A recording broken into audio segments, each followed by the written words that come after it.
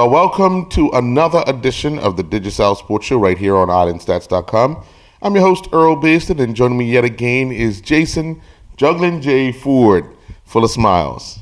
Full of smiles because he's one up, or two up overall. But Jay, we have obviously football to talk about. Had a chance to speak with the Minister of Sport yesterday. Spoke with Mark Reid after the FIFA Summit in Tanzania. The Bermuda Open Squash Tournament got underway yesterday and last night, as well as the Bermuda cricket team played their first game in the 2020 tournament in Argentina. But we'll get to all of that after this message from our sponsor.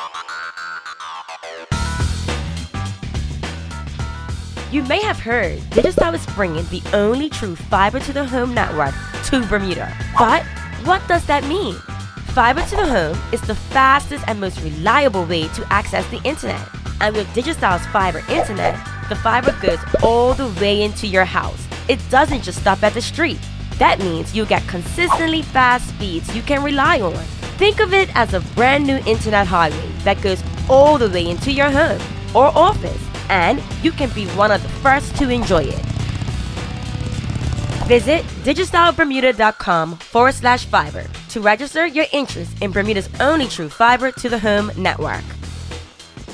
Well, Jay, we're going to start off with, got a chance to speak with the Minister of Sport, just to talk about the layout of how the Bermuda Tourism Authority operate, especially their sports side. For years, they've been negotiating, trying to bring sporting organizations to Bermuda.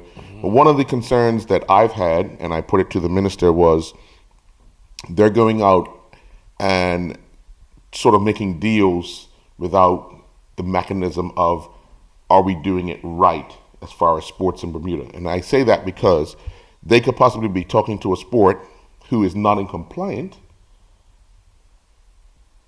in Bermuda, and then bring the sport here. The sport has to be either sanctioned by a compliant. So my question to him was, shouldn't the Bermuda Tourism Authority, the sports section, have a better relationship with the Department of Youth and Sport as far as rules and regulations are concerned? Because again, it's almost like if you go in your profession and you want to bring in an entertainer, but that entertainer is not in good standing with rules and regulations in Bermuda, but you've gone out and got them, now what? Well, I'm just going to play devil's advocate like I like to. Sure. And I think just the rebuttal side of that was the intention of bringing the sport here. Well, for them, it's to talk about tourism. Thank you. So it's not so much about the sport now, is it? It's about putting people in beds. Right. So in that aspect, they would have accomplished what they've wanted to do, was bring some travel here, put people in beds during the off season, which has basically been the main goal of why they've been going towards sports tourism. Right. Now, for the sake of the sport and how it relates here to us here on the island. Now that's the issue that you're bringing up. Right. And that's you're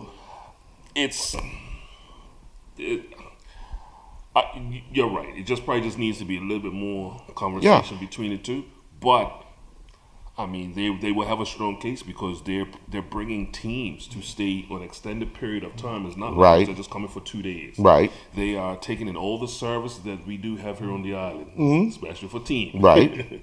Well, and to comment on that, then the other side of the story is, or the other side of the side of the fence is, but if you're not in good standing, you can't travel to the U.S.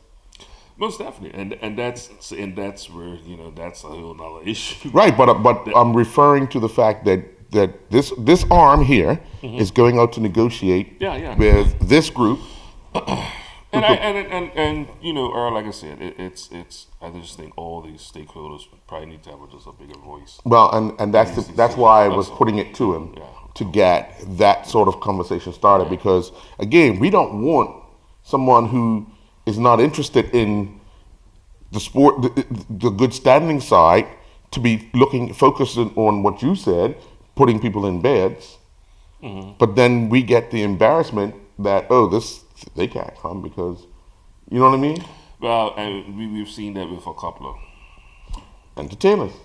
Yeah. that came there. So yeah, there is concern. Yeah. There is concern, and even for, like I said, even for the BTA, you don't want to mar a successful team by having some bad issue, because in media, that's gonna travel a lot faster than the good deed that it did do, or the money that it did bring in. So that's, like I said, you almost got, like I said, dot all your I's and cross all your T's. So let's see how the minister answered the questions put to it.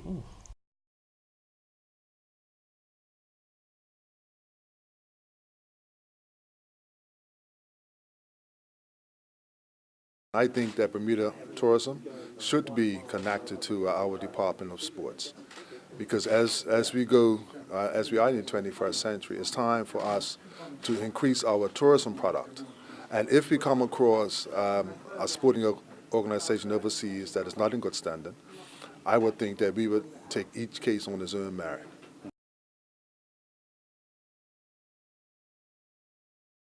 If a local NSGB is not in good standing, well, we have mechanisms in place that we could get them in at the table, and we try to resolve the problems. Now, it's getting better.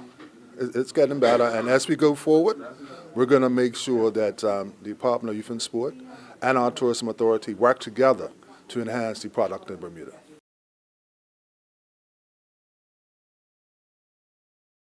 Well, any club or sporting body that gets funding from us and don't keep up with the commitment that they say they'll do, this is a yearly grant. So what can happen is that going forward, we would assess, and we do assess every sporting body to see how they have spent the grant money. And if someone has fallen short, we would address that when they come back again.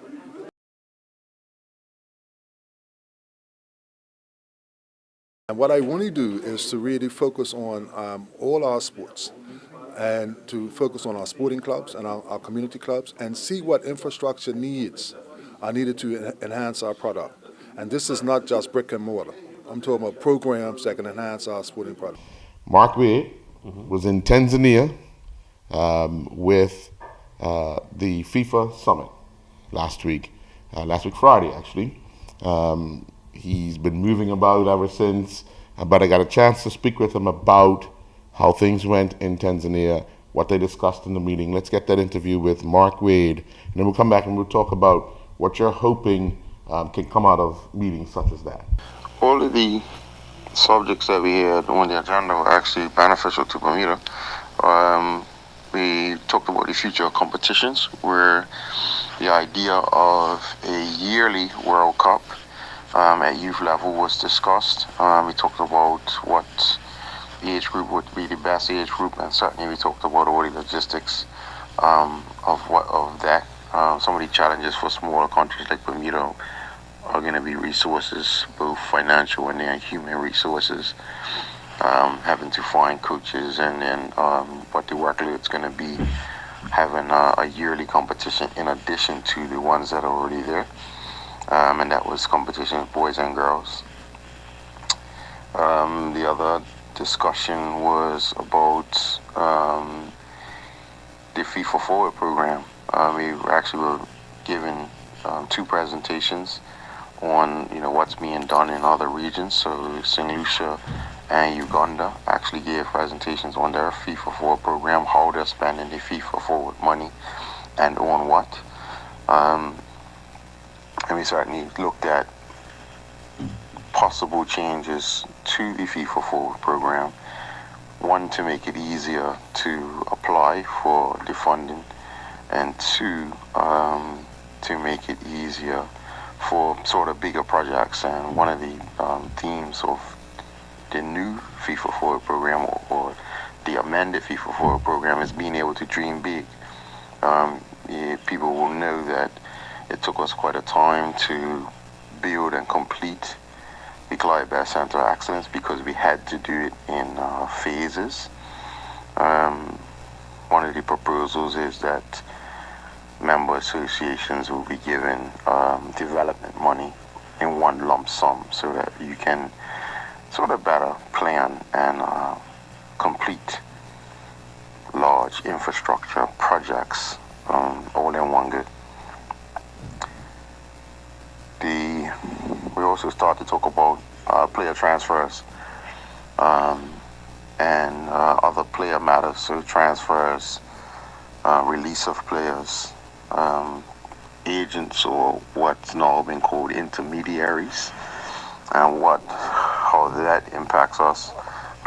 One of the questions we talked about is players being released for international duty. Every member of association doesn't want to interrupt a player's professional career, but at the same time, we'd love to have all of our players available. So we talked about the professionals and certainly also college players and getting them released. So it's very challenging sometimes for Bermuda. So we talked about what ideas there could be to help that process. We talked about training compensation, where clubs are entitled to training compensation from professional clubs when they sign youth players or sign players in general.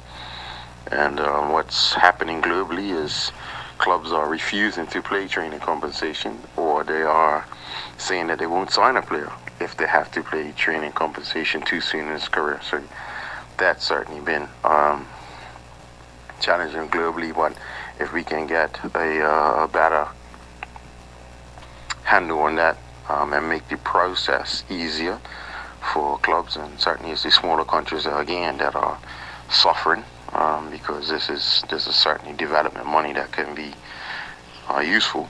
So we talked about what the challenges are and also got some ideas from FIFA what changes there might be in place.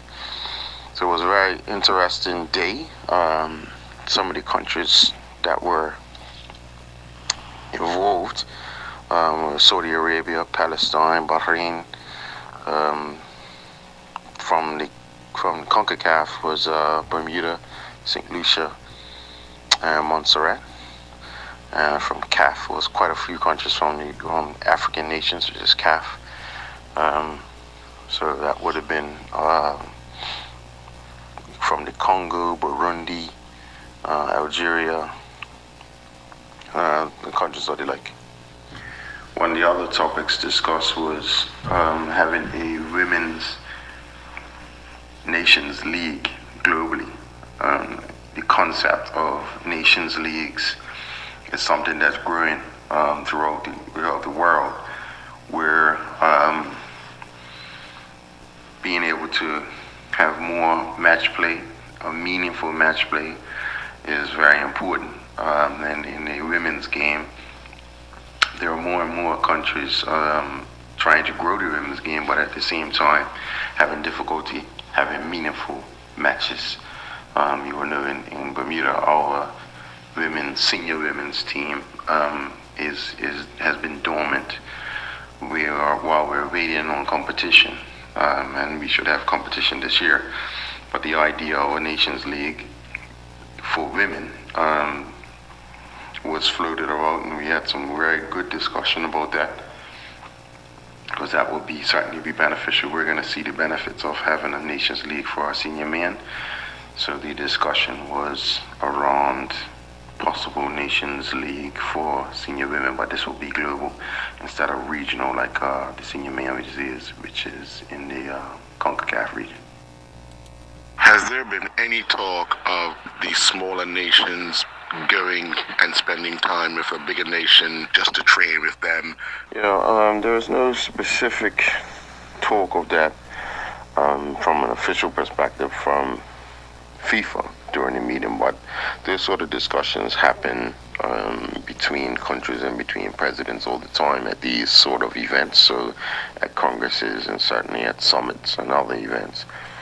I don't think there's ever been a team that actually trained with another senior men's national team or any national team per se, but there have been opportunities for smaller countries to visit the centers of excellence of the bigger countries. So, for example, just use Bermuda as an example. Bermuda was hosted by Mexico. Our senior men's team went over to Mexico some years back to play matches and train at their center of excellence. Our under-17s were invited over to IMG to play the U.S. under-17s in 2 practice matches. And we certainly were invited to an under-20 tournament in LA by the U.S. So there's this sort of arrangements are made between presidents, sort of off the agenda, but the opportunity to talk about those types of exchanges between countries, those happen off the agenda, and the opportunity is taken for presidents to discuss collaboration.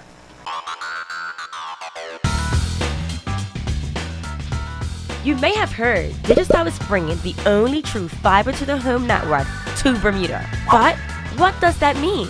Fiber to the home is the fastest and most reliable way to access the internet. And with Digicel's fiber internet, the fiber goes all the way into your house. It doesn't just stop at the street. That means you'll get consistently fast speeds you can rely on. Think of it as a brand new internet highway that goes all the way into your home or office, and you can be one of the first to enjoy it.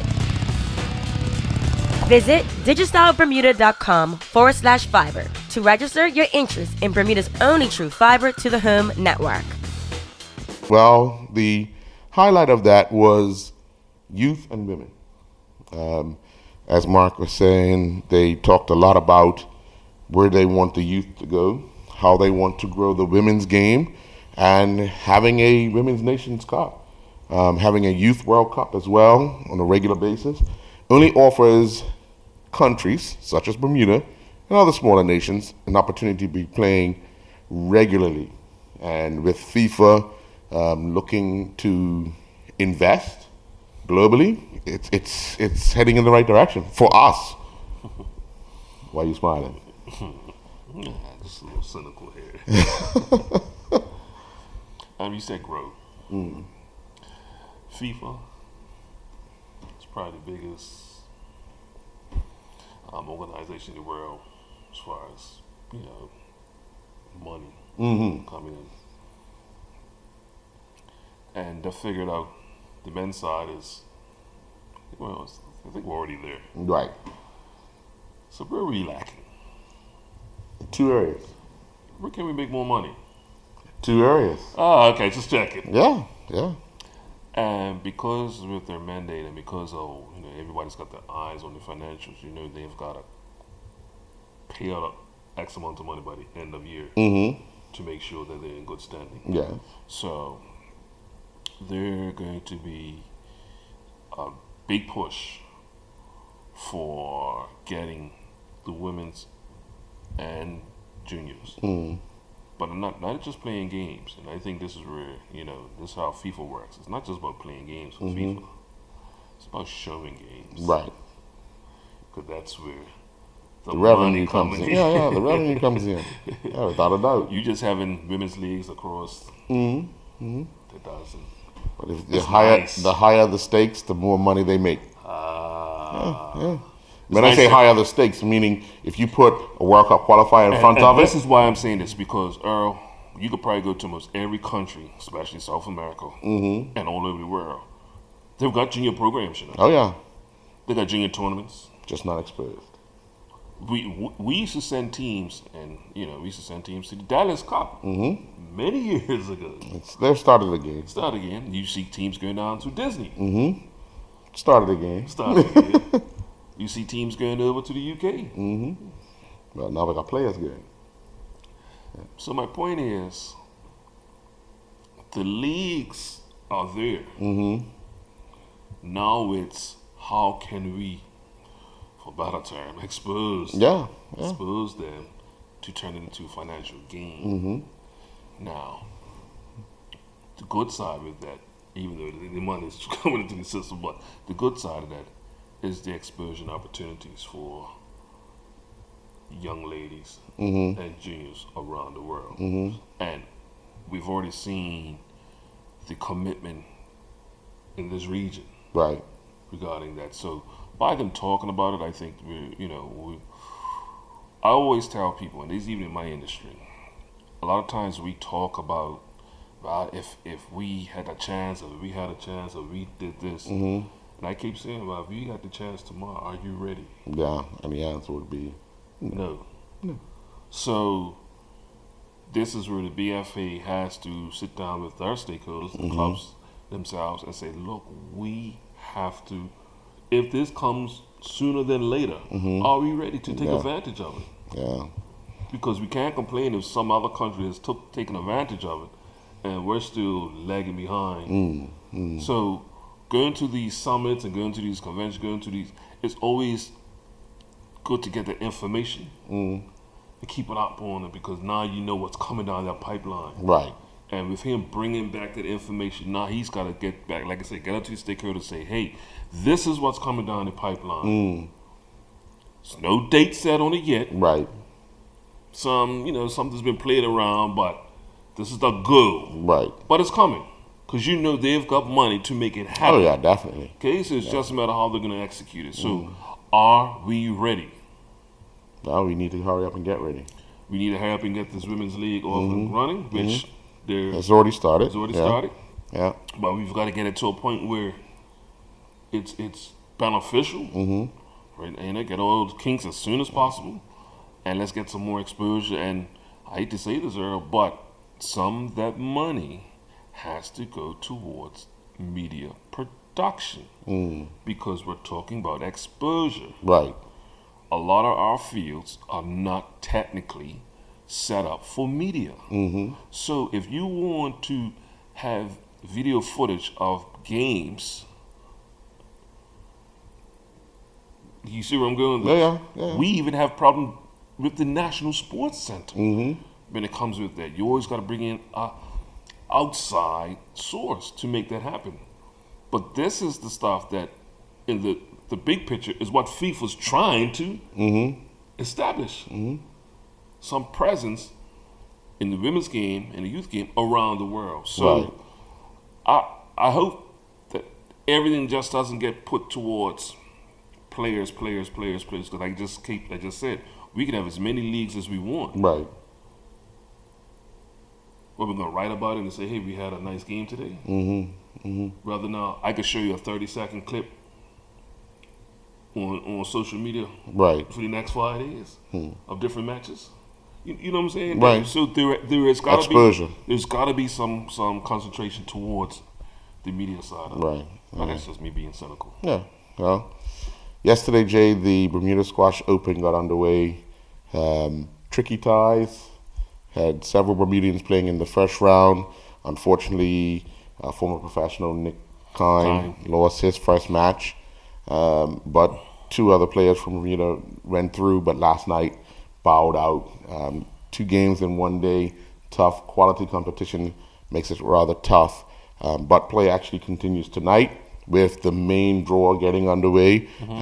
Micah Franklin is expected on around 8, I believe.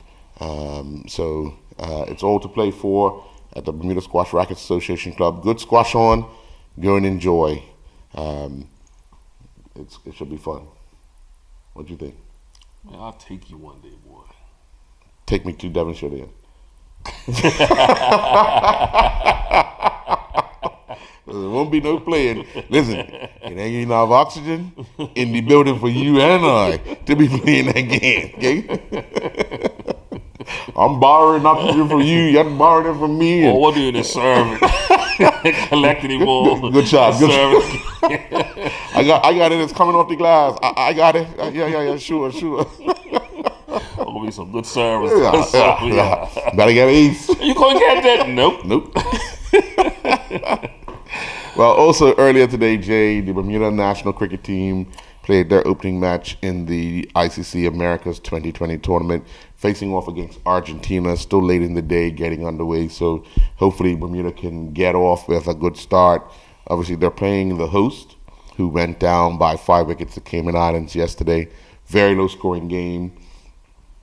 Argentina at one point with 54 for 4, all out for 88, and Cayman would score 91 for 5 in 17 overs. So, looking at those numbers, I believe Argentina batted 19.2 overs. But looking at those numbers, if Bermuda bowl well and bat well, I think they should advance through this round. 2 teams go through. So getting off to a good start for Bermuda is obviously the one thing they want to do. They play Cayman tomorrow, so they would want to have back-to-back victories to start it off, being on top of the table. Yeah, I mean, very optimistic just in the tournament generally. Mm-hmm. The only concern is that we're just out of season. We haven't played, so being optimistic, but the reality is that when the first ball is bowled, because now all the training that they have done, you see what comes out of it. I've stated what I've stated before in regards to our preparation, a lack of playing on surfaces. Yes.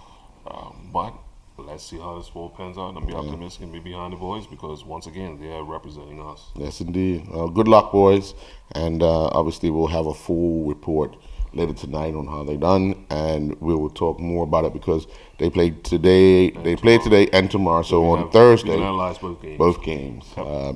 And hopefully they're both W's. I'm pretty sure they will be. We gotta play the games. But we gotta play the games.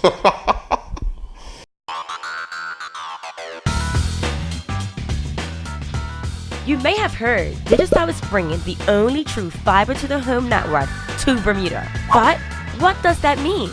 Fiber to the home is the fastest and most reliable way to access the internet.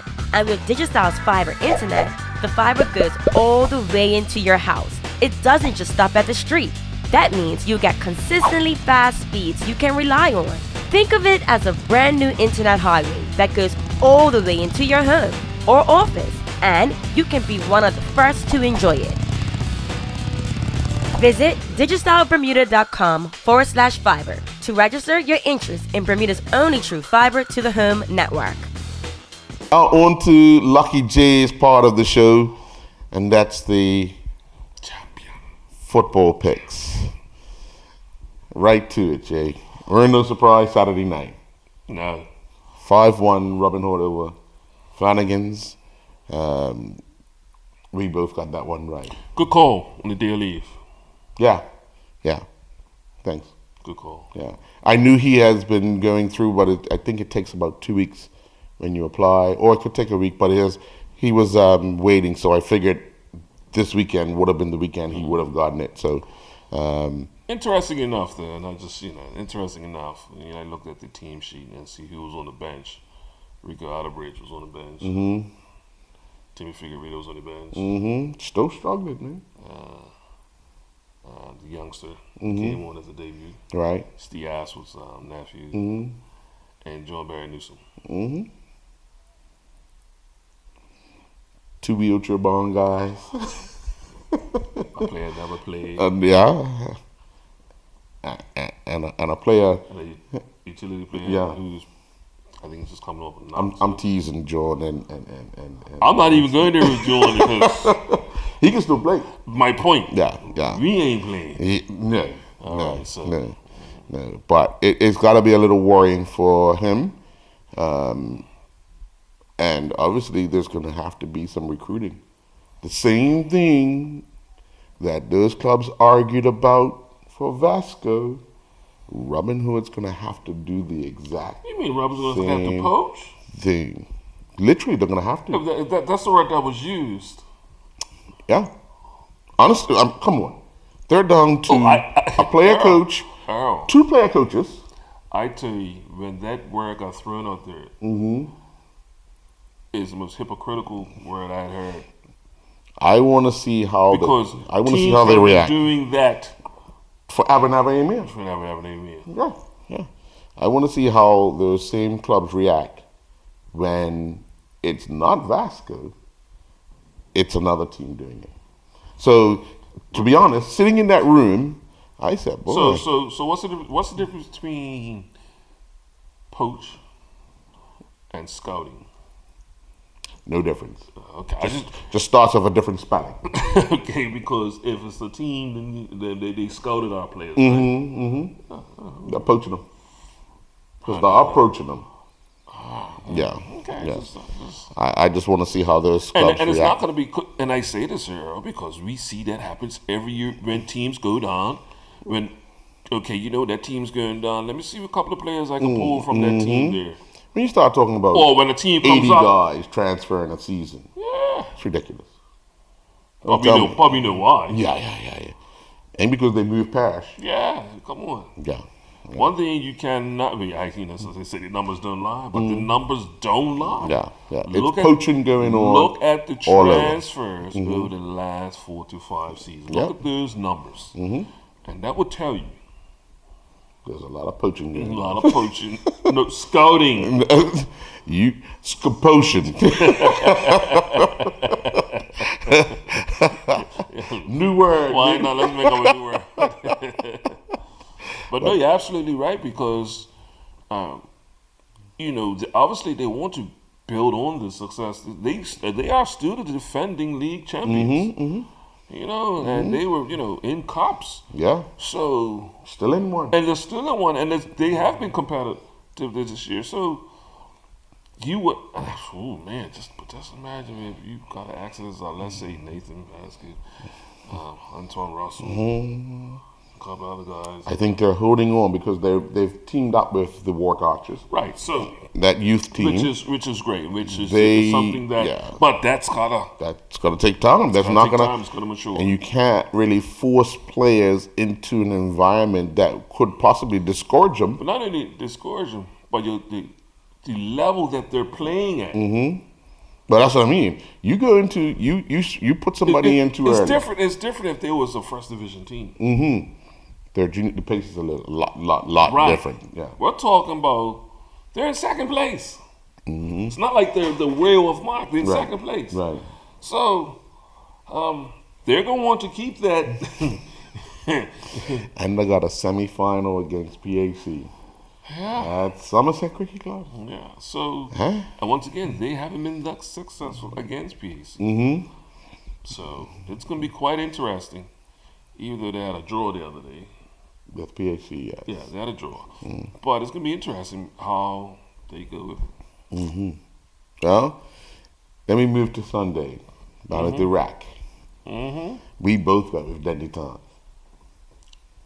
Cougars, but one thing but early. And didn't I tell you I was leaning towards you Devonshire lean. Cougars, but I came over the other side. Yeah, you came in. Only because I expected, and so did you expect, we- Dendy Tom to bounce back. We use that word momentum, man. And Cougars haven't had any momentum Right. for quite a while. Right. And But we I expect- threw in that Kwame Steed issue. Right, you And did. that's where I was toying the fact that those guys would try to raise their game because Kwame was coming back. And I believe last season when he came back, he wasn't playing at the time, but they done the same thing. Yeah. Well, like I said, Bermuda football. Yeah. Yeah. Bermuda football, we talk about rivalries, and then you could probably definitely call these guys a rival because they've been battling probably for the last decade. Yeah. Easy. Yeah.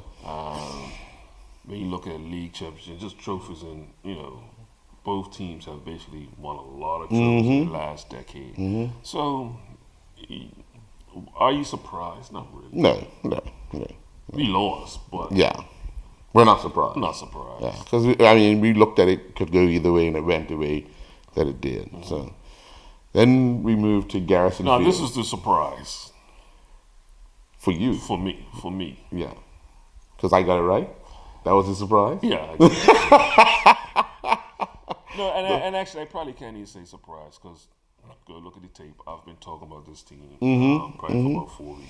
How dangerous they're going. But you went with North Village due to the fact that if they had any chance of winning the league, they had to win. And now they're done. Pretty much like Danny Town. But Danny Town's not totally out of it, but they had to win in order to keep... Danny Town's not out of it because they're 4 points Right. behind PAC. So they're not really out of it. Right. But Village... Yeah, they're on it. Yeah, it's gonna be a Yeah. toll. No, now they have to actually protect. That spot. Well, they'll be all right. I can't see Somerset moving ahead any further. That's Crossroads and now. Oh, right. Yeah, that's right. That's right. Woo. Crossroads still got a couple other big teams coming. Couple of scalps coming. Couple of scalps coming. It's like I tell you, that team is a team to watch because of what they can. They still, even though they're not going to win the league, they still have a lot to play. Oh for. yeah, without a doubt. And just the fact, the first year ever in the Premiership, and they're causing this much ruckus this late in the season. Yeah. I don't think nobody. Well, I don't think even Man Salim. I was just gonna say. But then again, he would have probably. I tell you so. I tell you so. Yeah. But I tell you one team that you're gonna get there, right, buddy? But no, to go down there and basically defeat North Village, and just gotta think they clean swept for the season. Yeah. They also beat them at Bernard Park. So. Well,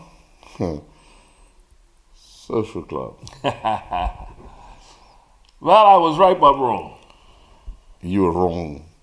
Yeah, because Clay Darrell didn't score. Clay Darrell didn't score. Clay Darrell didn't play. But what were you thinking? I figured they lost 3-2. And have they lost a lot of games. But they lost a lot of games by a margin of more than 3, by more than 1. They've lost more games by more than 1 than they have. They have lost a lot of games. You have to win a game for me to have confidence. But when we get down to we have to win a game one. Because you even called me. Hey, you're not. I was. We're gonna talk about that. You're not trying to play a trick like. I had to, but we'll get to that in a little while. And I do have a story with that too. Yeah, so but I felt and I said this, if Social Club was going to win a game, this would be the one. But obviously it wasn't the one. You went with the safe and security of Boulevard, who's now would consider themselves safe. And you know what? And I think now they could say, you know what? We've done what we needed to do. Yeah. Well, actually, you said Crossroads and North Village, but Boulevard and Somerset will be looking to catch North Village. Yeah, because it was 6 teams. Yeah. The Boulevard situation has been interesting. I think we haven't spoke too much about it since the beginning of the year. Look what they lost. Yeah. The league leading goal scorer for, I would say, the last 2 seasons in Ian Cook. Look what they lost. Yeah. They lost Ajaman Mallory as a central defender. And leader. Yeah. Well, 2 leaders. Yeah. Yeah. Cook, national squad player. Yeah. Look what they lost. But look what they have accomplished. Yeah. That good start, mate. And I tell you, sometimes, like we talked about the PAC, get off to a great start. It just set the tone. When you get off to a good start, you get that good preseason training, and you start early enough, and you get guys fit. You can, just being fit at the start of the season, you can pick up some points that a lot of teams probably didn't expect because you are fit. And here it is now. They can say they survived because besides the 2 teams that are going down, we were probably putting Boulevard right at that doorstep. Yeah. But as I felt they have the same knack as Somerset. They'll find a way. You know, I kept saying, even when Somerset were at the bottom of the table, I kept saying. But you know what those 2 teams have in common? They can always pull from some older players. Oh, yeah. Like North Village. Oh, yeah. You saw the North Village, and you see Keith Jennings back up. Yeah. You know, and year before it was Ralph Bean. You see when these young guys but old in the game. When they see the team struggling, they're standing on the side. Eventually they say, you know what, coach? I'm a club man. I don't know if I could do twice a week training, but I can make it once, Yeah, and I can help. and I can help. So that's what they do have, and be the community club as they are, they got some players that can. So I'm glad they've on a side note, and I think it's a story that I think didn't really get pushed enough. When you see the likes of Keisha being president, or the former president of Boulevard, Coach Williams, and a lot of those guys do some good community work in the community, especially around the Middletown area, and bringing those clubs together, because we know, especially when you're talking about the social ills, a lot of the craziness is from around that area for one period of time, and to see these guys going out in the community and doing some good stuff and family days and stuff, I think sometimes we have to give more attention to experience. Right. So Right. Just saying that it's funny that Ian left Boulevard and went to Devonshire to Dennytown, yeah. but he's still coaching the Boulevard youth And team. that's the point that I'm making. Yeah. That's the point I'm making. So he's still giving back to the club. That's the point I'm making. He's just not playing for the club. That's so, the point I'm making. And knowing Ian, I don't think his days of wearing the Boulevard jerseys are over. No way. I feel that he sometimes guys just want to be in. Yeah. Sometimes they just want to be in. Or they allow themselves to be poached. Scolded. It is what it is. The last game in the Premier Division, no surprise, both of us took PHC over Somerset. I even believe you said by more than 3 I goals. said by 3, and I should have said 4, but yeah, it's just the quality. Yeah. Quality, and it could have been many more. Yeah. So, but we've seen this. Something I did look at, and we'll talk more about the matchups coming on the next weekend, or the weekend coming up. But when we talk about some of these games with PAC, and we say, a lot of goals they have missed. But then I look at the stats and see they're like plus 20 over the next team in scoring goals. Like what, 53 goals? So they've got the most goals by far. Right. And the stingiest defense by a goal. But we keep saying we missed a lot of goals. Just imagine if they Scored half of this. half of them. I'm just.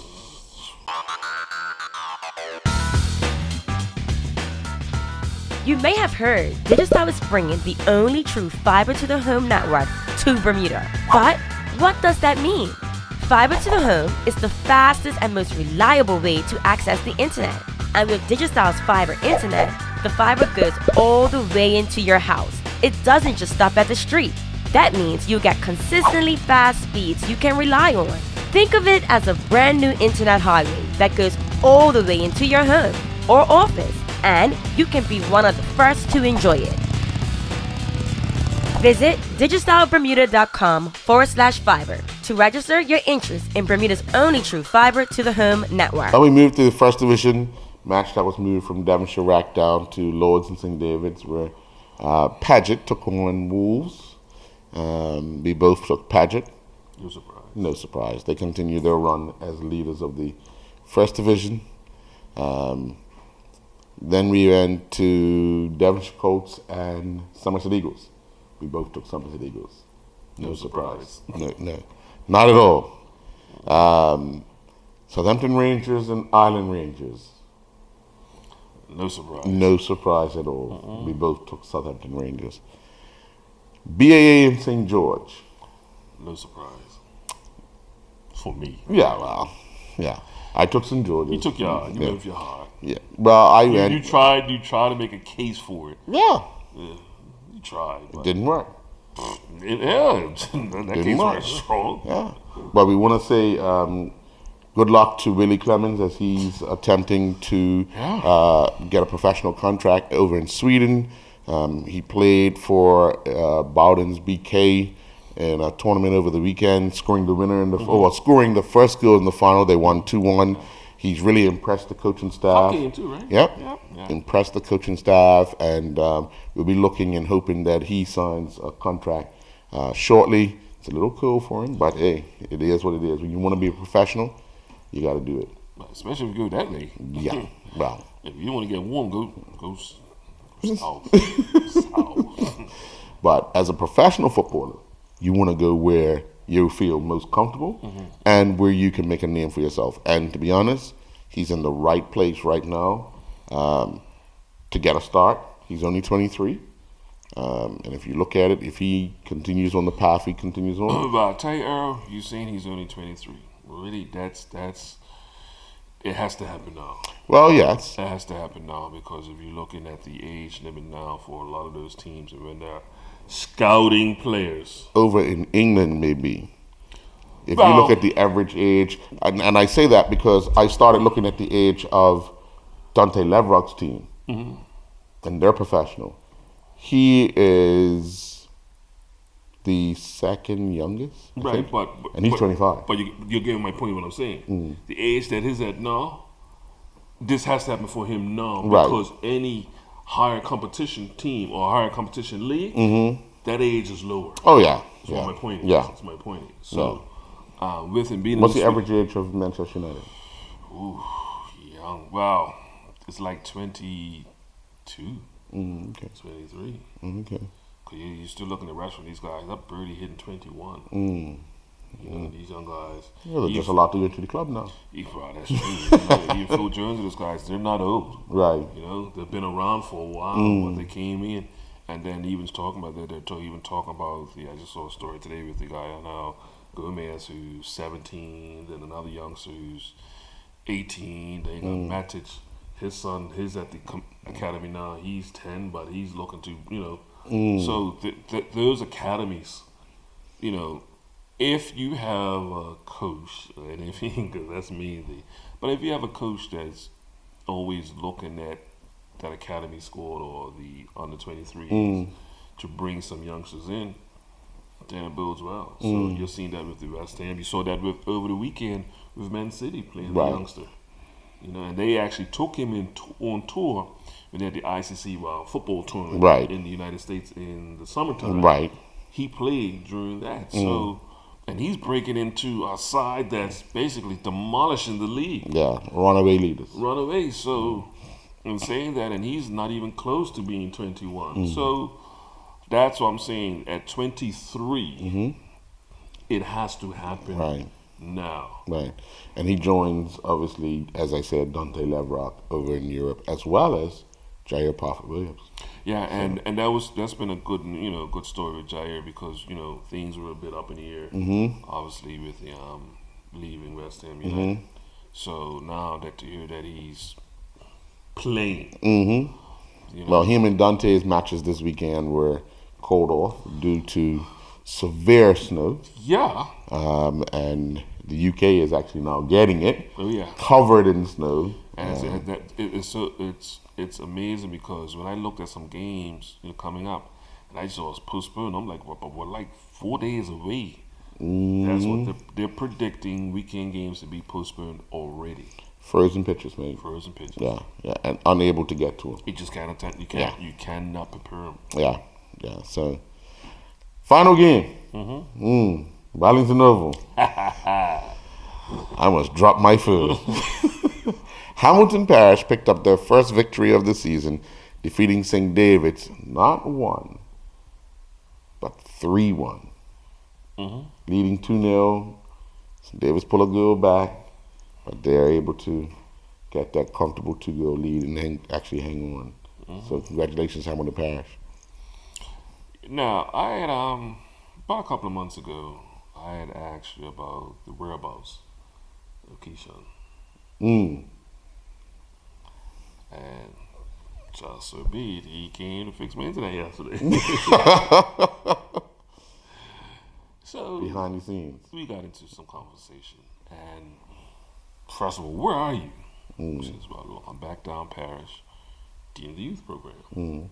So that's, that's my coach, which we know that's his passion for. And we went into conversation about Somerset and the whereabouts and then even parish and whatnot.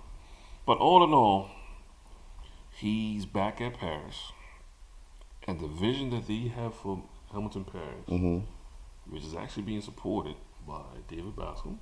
His youth program. Yeah. His youth program. And he said something which I've been saying this for a while.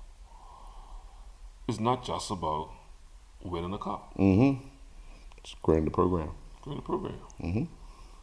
And he says, I'm seeing it where all the emphasis on, and then when you don't win that cup and a bunch of players leave, You're where they are now just in the senior program. and I asked him the question that I've been asking many out of Hamilton or Hot Peppers, as they'll say. Why doesn't our very vibrant, successful youth program doesn't translate to the senior level?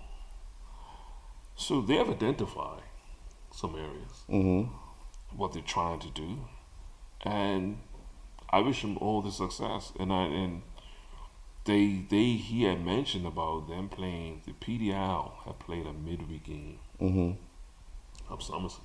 Now normally, those games are normally BFA field. yeah, but the game got moved to Somerset, and there was a discussion about are they gonna show, but the boys wanted to play, Right.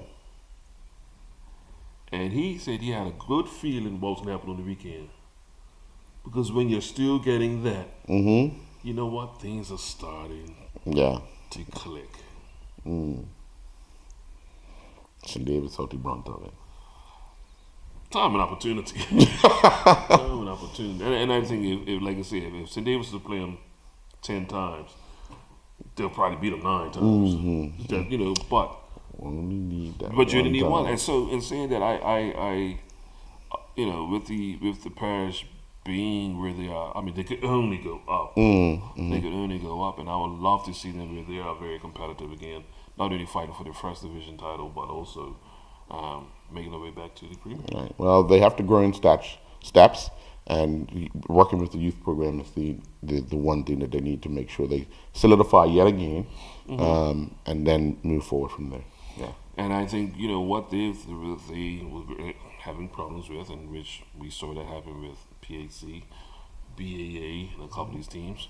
Some of those youngsters have gone away to school, so once they come back, and give the time back to the club, they don't have to, especially if they're being scouted.